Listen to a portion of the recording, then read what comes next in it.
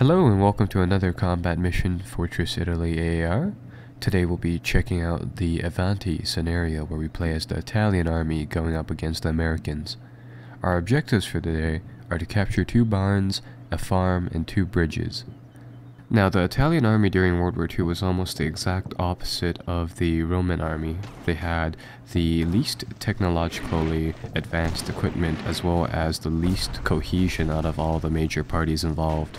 Our squad sizes are huge, but the equipment we have is poor, and the overall troop quality is also poor. Our first objective will be to secure the 2 side barns located around the valley, sending our large squads over here along the sides of the road to overwhelm the defenders located inside this house. One thing to note is that with these Italian squads, maintaining command and control is very difficult, and the squads will usually panic after 1 or 2 casualties. In the middle of the map, we notice that the Americans have a half-track set up. I have 2 small 20mm mortars set up here, so we'll try to pop a few shots from the mortars and into the top of the half-track. I'm not going to send our infantry forward in an attempt to pick off the gunner on the half-track, simply because of how low in morale our troops have. Despite the fact that we have a lot of manpower, most of it is centered in very large formations. So with that said, most of the manpower is largely negated by the fact that when your large squads take 1 or 2 casualties, the entire squad will go into panic mode. Trying to drop some mortars into that half-track, and you'll see that the allies are starting to shell off a particular section of the map for unknown reasons. The 2 weapons that we'll be using the most are bolt-action rifles and Italian LMGs. I have the LMG squad set up here inside the back providing cover fire, while squads armed with only rifles and some submachine guns move forward in an attempt to take this location. Now, half-tracks inside this game are quite finicky. Sometimes half-tracks come with a driver and a gunner, while at other times half-tracks only come with a driver and the gunner comes from whatever squad is being transported inside the half-track. So in this case, it looks like the half-track directly opposing us has actually been emptied of people, so there will not be a gunner. I get my squads to move up to take control of the compound. Any of these green tiled areas are victory objective locations, so as soon as we enter this location and occupy it, it is for all intents and purposes occupied. Alright, so that's one side of the map effectively capped off. I see that our squads on the other side of the valley is taking some fire. Approaching Barn North, we encounter some resistance as well. Now, assaulting Barn North, we only have 3 squads of infantry as opposed to Barn South where we have 4 squads. So going back to Barn South, it looks like the entirety of it has been cleared, and all we have to do is mop up some of the stragglers, which do pose a risk seeing as how our morale is abysmally low. I'm going to get my squads to assemble to actually clear out the barn itself as well as the area behind the barn over here. Now, going back to Barn North, here we have no idea of how many troops are located around Barn North, so I'm going to get 2 of my squads to pin down the enemy with their rifles. We do have more firepower than the enemy, so if we are able to just pin down the Americans, we should be able to maneuver around them, flank them, and kill them off like such. You'll notice that inside the background, you see that there are places where the enemy indicator is a little grayed out indicator. What that means is that that'll essentially say how likely there are troops to be there, or rather how where our troops think that the enemy forces are located. So here, going off of the 2 squads as results, I'm getting them to pin down wherever enemies may be present. Meanwhile, in the center of the map, we're still trying to get rid of this half-track. Our mortars typically have ample amounts of rounds, so ammunition is generally not a problem. Here we can see a replay of the half-track getting hit by a mortar round directly on the top, eliminating the engine from the looks of it. The crew survived and had bailed, apparently.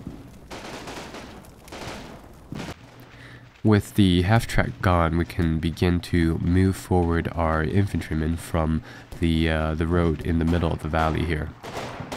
Troops on Barn North are starting to move up, although very, very slowly, seeing as how there are quite a lot of foxholes located here. With that said, I presume that there's more than one enemy squad located inside this area.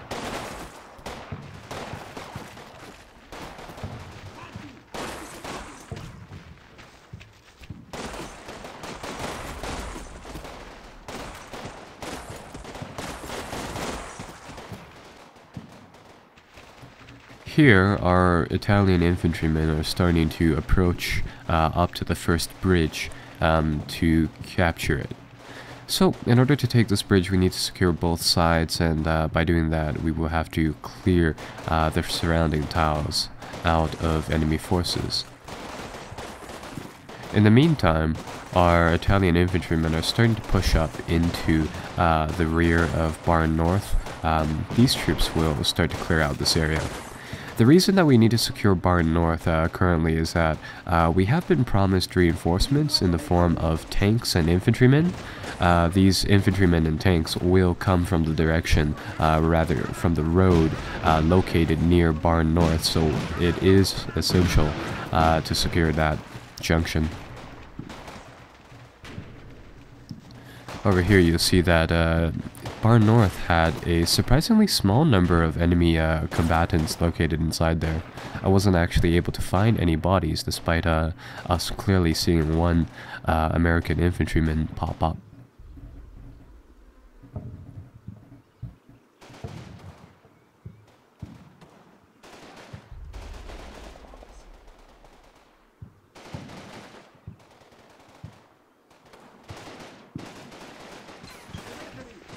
Now, going back to the bridgehead, we need to get some troops across the bridge to secure the other side. You'll notice that this bridgehead is actually fairly concealed by the trees on both sides. What I'm going to do here is that I'm just going to get our guys to crawl to the other side of the bridge. Inside the center of the town, there appears to be an MG located inside the building, and an anti-tank gun has just unveiled itself. Typically, the American anti-tank guns will carry around 10 to 15 rounds of high explosive ammunition. That's plenty enough to eliminate all of our infantrymen here, so we'll advance with caution and try to keep our heads low. In the meantime, I'll try to get our mini mortars to actually direct fire onto the enemy AT gun. We'll need to clear those to be able to use our tanks, so with that said, it will be absolutely essential to get rid of these anti-tank guns. Looks like our mortar fire has actually collapsed the building too.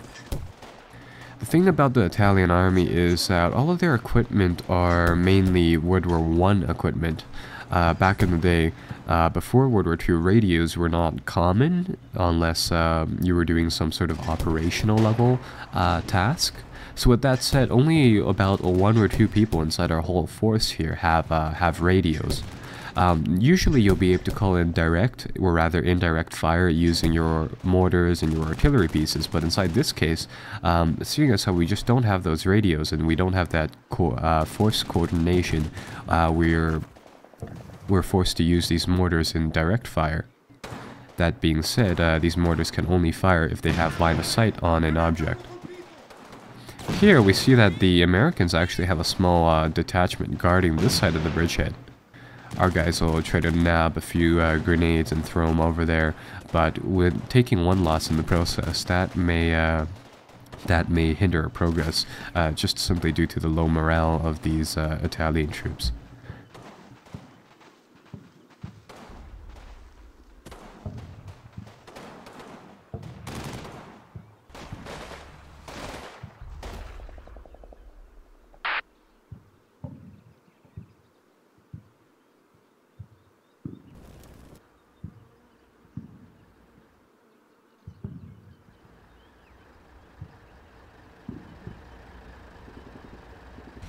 Once our tanks arrive, this fight should become easier, provided that we are able to eliminate those anti-tank gun emplacements found in the center of the map.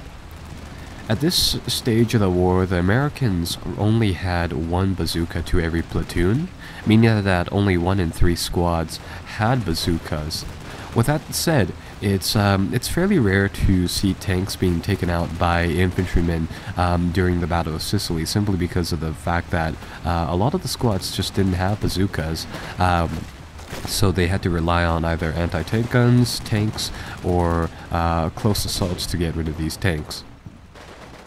Now our guys on the bridge are taking quite a bit of a pounding, so they have pulled back on their own initiative. Looks like the Americans have actually, it looks like we're fighting a mechanized force, just judging by the amount of half-tracks that they have over here. I'm going to get our troops to advance from every side on the center of the map here and really try to squeeze down the enemies. Because of the amount of armored support we have, I figured that we'll just simply be able to overwhelm the defenders' AT guns. We have ample amounts of infantry and tanks, so I don't feel like there will be much, we don't necessarily need a region to flank these anti-tank guns. If we're able to pin down the crewmen operating the anti-tank guns, we should just be able to smash them down with our tanks.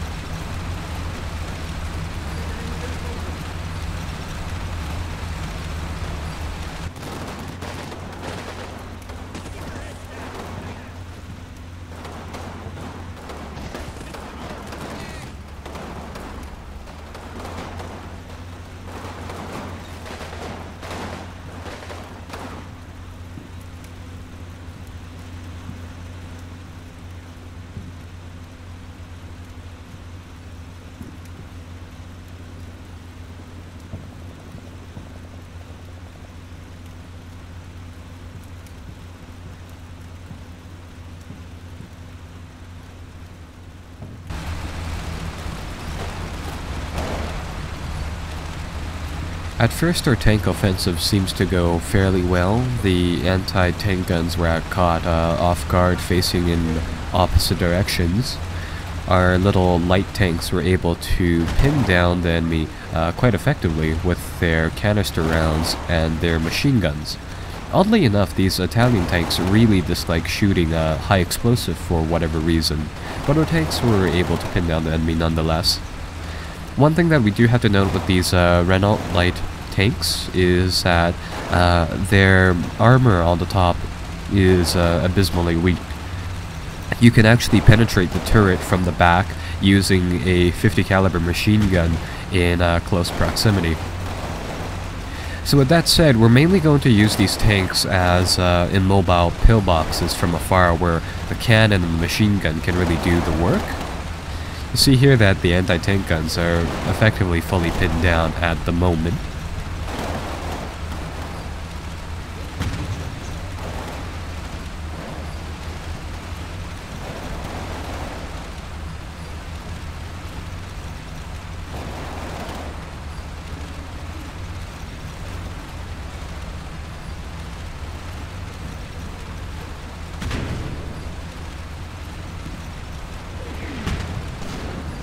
With the anti-tank guns pinned down, I felt like this was the time to make a little tank charge to capture the second bridge, seeing as how it appears to be only manned by infantrymen and a single half-track.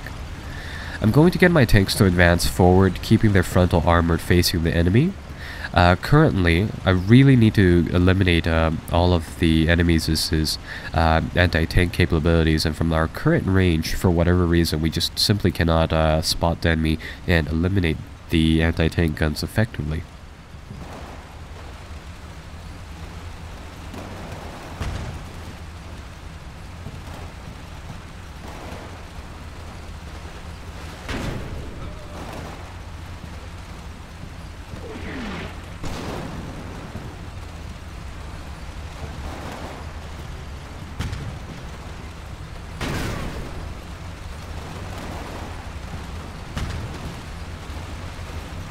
As we advance down the hill, we start taking armor casualties, despite the fact that these anti-tank guns are currently pinned down.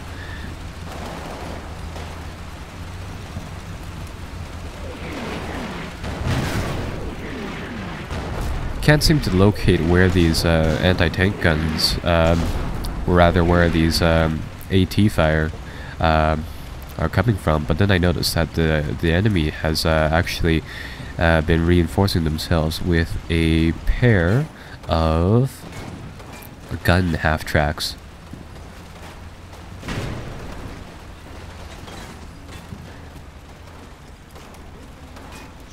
Our light tanks, for whatever reason, seem to have very poor optics, and our tank here isn't actually able to spot the anti-tank half-track directly in front of it until later on. I checked the damage to the tank, and its optics aren't damaged, but for whatever reason we can't locate that tank until now. Our tank decides to fire upon the half-track with a canister shot, dealing light damage to what I presume to be the crew, and we spray down the top of the tank with machine gun fire. I'm rather surprised that our one Renault tank was able to survive so many shots to the front of it by a gun half-track, but nonetheless the crew eventually panics and bails out. Ultimately, the battle ended in a defeat simply because of the loss of these Italian tanks. With the reinforcement of American armor, it was very difficult to press forward simply because of the fact that we had nothing else to counter their armored units. Overall, playing the Italian forces is quite a challenge and quite a different experience from playing one of the conventional forces like the Americans or the Germans.